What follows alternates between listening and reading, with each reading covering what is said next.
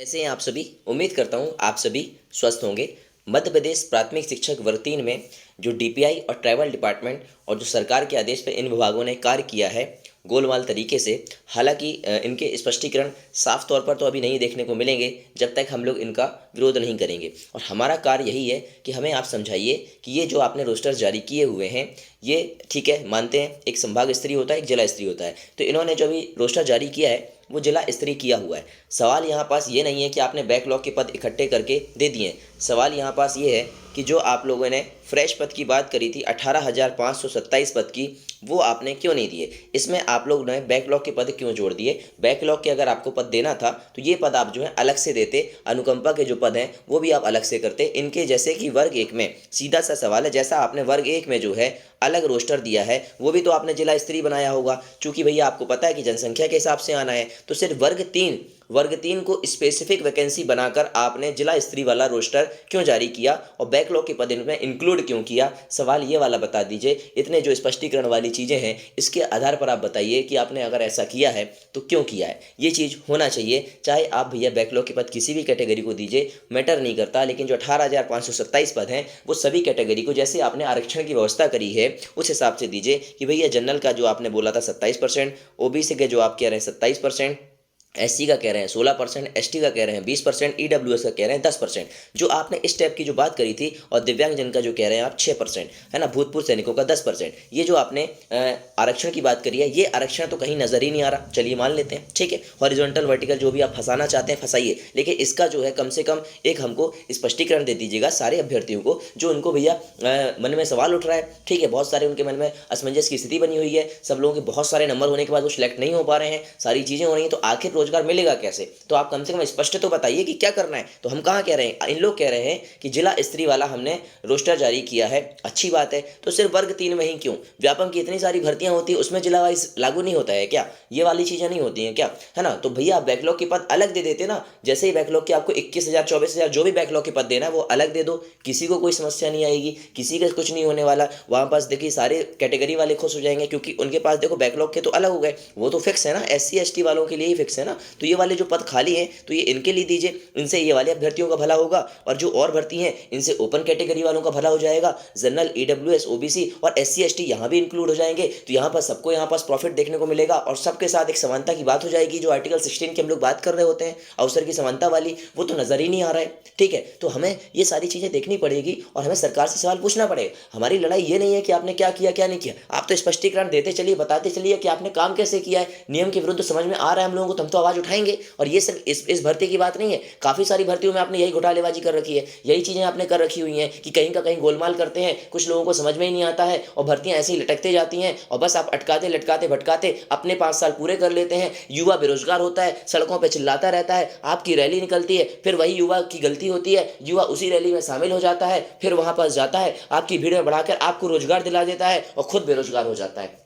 ये हमारा मध्य प्रदेश में चल रहा है। और मध्य प्रदेश के युवाओं को अभी भी क्या हो गया कि अभी भी आपका अगर खून नहीं खोल रहा है भैया तो क्या करोगे। कहे पढ़े हो, चंद्रशेखर जी को पढ़े हो, महात्मा गांधी को पढ़े हो, भगत सिंह को पढ़े हो, सुभाष चंद्र बोस को पढ़े हो, सरदार वल्लभ भाई पटेल को पढ़े हो, सबको आपने अगर पढ़ा है तो इनके जो कुछ कुछ इंपॉर्टेंट चीजें हैं ना उसको लेकर आ जाओ भैया, उसको सीखना पड़ेगा आपको, तब जाकर आपकी बातें बनने वाली हैं। समझने वाली बात ये होती है, यहाँ पास हमें सवाल खड़े करने पड़ेंगे, वरना ऐसे ही हम लोग अगर शांत बैठे रहेंगे और इन नियमों को अगर हम सही बताते रहेंगे, तथ्य और तर्कों पर बात नहीं करेंगे तो कैसे चलने वाला। हम कहाँ कह रहे हैं कि ये नियम गलत है, लेकिन आप फिर भी स्पष्टीकरण दीजिए कब की बात है, ये कहां से बात आई है, कैसे आई है। तो एक जो है नियम मिला है, आप देखिएगा, ये समान प्रशासन विभाग वल्लभ भवन, ये बकायदा दिया हुआ है, ये नियम है भैया 2010 का। ठीक है, जिला स्तरीय वाला जब से ये लागू किया गया है। अब बात क्या हुई थी, दरअसल आप मैटर समझिएगा, 1991 की जनगणना हुई थी, उस पर बोला गया था कि कुछ भैया ऐसे जिले बने हैं जहां पर अनुसूचित जाति और जनजाति की संख्या ज़्यादा है, जनसंख्या ज़्यादा है, तो इसलिए वहां पास जो आरक्षण और रोस्टर बने वो जनसंख्या के अकॉर्डिंग बने। ठीक है, जिससे उनको जो है समाज में जोड़ा जाए, बहुत अच्छी बात है, वेल एंड गुड है। सीधी भर्ती से भरे जाने वाले जिला स्तरीय पदों के लिए संशोधित 100 बिंदु आरक्षण रोस्टर का निर्धारण, ठीक है, अच्छी बात है। अब यहाँ पास देखिएगा, समान प्रशासन विभाग की अधिसूचना दिनांक 28/2/2002 द्वारा मध्य प्रदेश लोक सेवा अनुसूचित जाति, जनजाति और अन्य पिछड़े वर्गों के लिए आरक्षण नियम 1998 में संशोधन कर आरक्षण रोस्टर संबंधी संशोधित अनुसूची 1, 2 एवं 3 स्थापित की गई। ठीक है, अब यहाँ पर जो रोस्टर लग रहा है, एक रोस्टर आपको समझने वाली बात है संभाग स्तरीय, ठीक है, इस वीडियो को ध्यान से सुनिएगा, ठीक है। और उसके बाद हम लोगों को क्या करना है, उस पर भी आपको थोड़ा सा ध्यान रखना है। संभाग स्तरीय, एक होता है जिला स्तरीय। हम आपके नियम को नहीं ठुकरा रहे हैं कि आपने जिला स्तरीय रोस्टर जारी कर दिया, कोई दिक्कत नहीं। आप तो ये बता दो कि वर्ग 1 में आपने अलग से 2204 पदों के बैकलॉग के पद क्यों निकाले। इसी प्रकार से आप वर्ग 3 के निकाल दीजिए और बाकी 18,527 जो फ्रेश पद करिए, और इसमें पदों की संख्या हम जो लड़ाई लड़ रहे हैं 51,000 करिए। सीधी सी बात, सवाल हमारा पास ये हो रहा है, ठीक है। अब यहाँ देखिए आप लोग, 3 स्थापित की गई है। वर्ष 1991 के बाद अनेक नए जिलों का गठन हुआ, जिससे नवगठित जिलों तथा उनके मूल जिलों में अनुसूचित जाति जनजाति की जनसंख्या के अनुपात में परिवर्तन आया। मतलब जनसंख्या के अकॉर्डिंग यहाँ पास बताया गया है कि जिस जिले में इनकी जनसंख्या ज़्यादा है उसके अकॉर्डिंग इन्होंने पोस्ट यहाँ पास दिखाई हुई है। आप समझने का बात करिए। एक उदाहरण लेता हूँ, जैसे जबलपुर के हम निवासरत हैं, तो जबलपुर में इनकी जो संख्या है वो कम है, इसलिए यहाँ पास जो वैकेंसी है वो आपको कम देखने मिली है SC ST की भी, ठीक है। अतः वर्तमान जनसंख्या के अनुसार, लेकिन एक ग्लिच और आता है। चलिए ये तो बात हो गई मेरी ट्राइबल डिपार्टमेंट की, तो DPI में जबलपुर में एक भी पद खाली नहीं है। ये कैसे पॉसिबल है? कम से कम 1500 अतिथि शिक्षक तो हम ही निकाल दे रहे हैं, क्योंकि हमने ग्राउंड रिपोर्टिंग कर रखी है और उसका डेटा हमारे पास है हर स्कूल में कि कौन से स्कूल में कितने अतिथि शिक्षक कार्य कर रहे हैं। उसके बाद आप बता रहे हैं कि भैया पद ही नहीं है DPI के, ये कैसे हो सकता है? ठीक है। तो जनजाति के आपने जबलपुर में बोल दिए 2 ही पद है, तो चलिए हम मान लेते हैं आपका ये वाला नियम लागू हुआ, तो ये भी तो नहीं बैठ रहा है ना नियम, तो उसको बताओ तो भैया कैसे आपने क्या किया हुआ है। अब यहाँ से देखिए 21/9/2010 को, अब 2001 की जनगणना के अकॉर्डिंग क्या बोला इन्होंने, 21/9/2010 को ये रोस्टर को भैया संशोधित किया, इसकी प्रति इन लोगों ने संलग्न कर दी और 2010 से इसको लागू किया 1 नवंबर से, जो स्थापना दिवस होता है। इसलिए इन्होंने स्थापना दिवस के दिन ऐसा रोस्टर दिया जिससे इन लोगों का रोस्टर इसको मैच कर जाए और 1-1 तारीख को इन्होंने बना लिया, ठीक है। संशोधित आरक्षण रोस्टर अधिसूचना जारी होने के दिनांक 21/9/2010 से प्रभावशील होगा, यही चीज बताई जा रही है। इस स्थिति के बाद जिलों में की जाने वाली सामान्य नियुक्ति अनारक्षित अनुसूचित जाति जनजाति अन्य पिछड़ा वर्ग के रोस्टर के बिंदु है ना, समान प्रशासन की अधिसूचना द्वारा, आप ये पूरा यहाँ पर देख लीजिएगा, ठीक है। मैं इसके मेन पॉइंट आपको बता रहा हूँ। अब यहाँ से सबसे इंपॉर्टेंट जो पॉइंट है उसको देखने का प्रयास करना है। पूर्व संधारित रोस्टर दिनांक 21/9/2010 की स्थिति में जिस बिंदु तक संधारित हुआ है उसे उसी बिंदु पर रोक दिया जाए तथा उक्त रोस्टर के अनुसार अनुसूचित जाति जनजाति अन्य पिछड़ा वर्ग के बैकलॉग कैरी फॉरवर्ड पदों को एक सुभिन्न समूह के रूप में रखते हुए उन पदों की नियमानुसार पूर्ति कर उसी रोस्टर में उनके लिए निर्धारित बिंदुओं के सामने अंकित किए जाए। कृपया उक्त निर्देशों का कड़ाई से पालन सुनिश्चित किया जाए। अब यहाँ पास ही तो हम पूछ रहे हैं भैया कि आप कड़ाई से पालन करिए ना, आपने नियम बनाए हैं, आपने अगर सारी चीज़ें बाकायदा तथ्य तर्कों पर पेश करी हुई हैं, तो सिर्फ शिक्षक भर्ती वर्ग 3 में ही ऐसा क्यों? सवाल इसका बता दीजिए भैया। बैकलॉग पद तो और जगह भी आते हैं, और विभाग में भी आते हैं, सारी जगह आते हैं, तो उनमें तो ऐसा आपने कुछ नहीं किया। वहाँ तो आप अलग भर्तियाँ निकालते हैं, वहाँ आप अलग से मेंशन करते हैं कि इतने पद बैकलॉग के हैं। सारी भर्तियों के व्यापम के कितने नोटिफिकेशन आते हैं जिसमें बैकलॉग की बात की जाती है, तो फिर सिर्फ वर्ग 3 के साथ क्यों अन्याय हो रहा है? इतना गोलमाल, इतना झमेला, इतना रायता इस भर्ती में क्यों फैलाया जा रहा है? एक तो भर्ती आपने 11 सालों में ली है और उसको भी जो है इस प्रकार से भर्ती का भरता बनाया है कि लोगों की बुद्धि काम नहीं कर रही है। इतना मानसिक प्रताड़ित आप लोगों ने कर दिया है कि युवा यहाँ पास से परेशान हो रहा है कि आखिर हम लोग सड़कों पर जाएं, तो जाते हैं सड़कों पर तो वहाँ से आपका प्रशासन और आपका जो शासन है वो भगा देता है, हमें अपनी बात रखने का मौका ही नहीं मिलता है। और जितने आला अधिकारी होते हैं वो सुनने को तैयार नहीं होते, उनको सबको वर्दी का रौब होता है, उनको तो सिर्फ अपने खुद से मतलब होता है और ज्ञान पटकते हैं कि हमको शासन ने आदेश दिए हुए हैं। अरे ये कैसा लॉ एंड ऑर्डर है भाई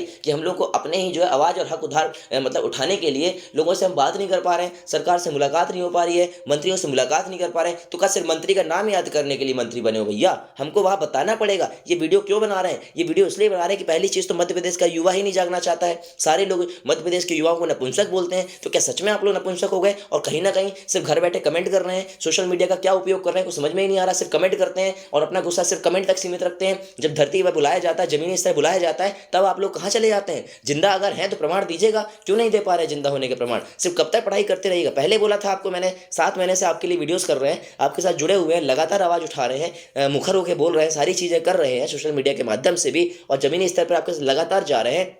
4 बार भोपाल जा चुके हैं। कितने लोग जाते हैं? 200 300 400 लोग जाते हैं। बाकी लोग कहाँ गए? सबको रोजगार चाहिए ना, 51,000 पद चाहिए ना, तो भैया उतरो ना जमीन पर, सबको एक एक पद के हिसाब से आप ले लो। मैं कहता हूँ 51,000 भर्ती की बात करते हो ना, तो 51,000 एक एक आदमी आ जाओ, तो उतने तो पद निकल आएंगे। जब आप इसको कर लोगे, अब बोलोगे बाकी कहाँ जाएंगे? भैया जब इतने पद कर लोगे तो बाकी चीजें भी हम लोग रोजगार के लिए आगे लड़ाई लड़ेंगे, क्योंकि पद तो 3 लाख खाली है ना सारी जगह मिलाकर, तो वो 3 लाख पदों पर भर्तियां क्यों नहीं की जा रही हैं? हर बार घोषणा क्यों की जाती है? 2020 से लेके 22 खत्म हो गया, 23 का चुनाव आ गया, फिर ये चुनावी घोषणा कर रहे हैं, फिर जुमलाबाजी कर रहे हैं, फिर इनको वोट ले लेना है, फिर वही रवैया अपना रहे हैं और हम युवा इतने बेवकूफ बन रहे हैं कि फिर भी वोट दे रहे हैं और फिर भी लोगों को समझा नहीं रहे हैं कि भैया इसको वोट क्यों दिया जा रहा है। हम वोट दे रहे हैं विधायकों और एमएलए को देखकर, एमपी को देखकर, उनकी शक्ल को देखकर, जात धर्म को देखकर, और बस मंदिर मस्जिद के नाम पर वोट चल रहा है, हिंदू मुस्लिम के नाम पर वोट चल रहा है, हम लोग कुछ करना ही नहीं चाह रहे हैं। तो ये क्या है? इस चीज़ों में नहीं, रोजगार पे कोई बात नहीं कर रहा है, शिक्षा पे कोई बात नहीं कर रहा है, स्वास्थ्य पे कोई बात नहीं कर रहा है, भुखमरी पे कोई बात नहीं कर रहा है, देश हमारा राज्य गरीबी की ओर जा रहा है, इस पे कोई कार्य नहीं कर रहा है। और हमारा मध्य प्रदेश का जो युवा है वो घर बैठे बोलता है हमको रोजगार दिला दो। कहाँ से दिला दो? ये वीडियो मैं क्यों बना रहा हूँ, इसको समझने वाली बात है। मिलता हूँ नेक्स्ट वीडियो के साथ। आप लोग क्या सोचते हैं अपनी प्रतिक्रिया कमेंट सेक्शन में बताइए। और अभी भी वक्त है, हर जिले में वॉलंटियर बन जाइएगा। जब तक आप खुद जिम्मेदारी नहीं लेंगे, आपका कौन आगे आके काम करेगा? आपके लिए आवाज उठा रहे हैं, सारी चीजें कर रहे हैं, लेकिन आप खुद ही अपना साथ नहीं देना चाहते हो। जय हिंद, जय भारत, जय जवान, जय किसान। Take care. मिलता हूँ नेक्स्ट वीडियो के साथ। ध्यान रखिए, मुस्कुराते रहिए, परेशान नहीं होना है, लड़ना सीखो यार। जिंदा होना तो जिंदा का प्रमाण देना सीखो, और जिंदा रहना है भैया, जिंदा रहकर ही हमको लड़ना होता है। यहाँ पर हमें गलत कदम उठा के कुछ नहीं मिलने वाला है। सारी चीजें तो ये होती हैं। जय हिंद।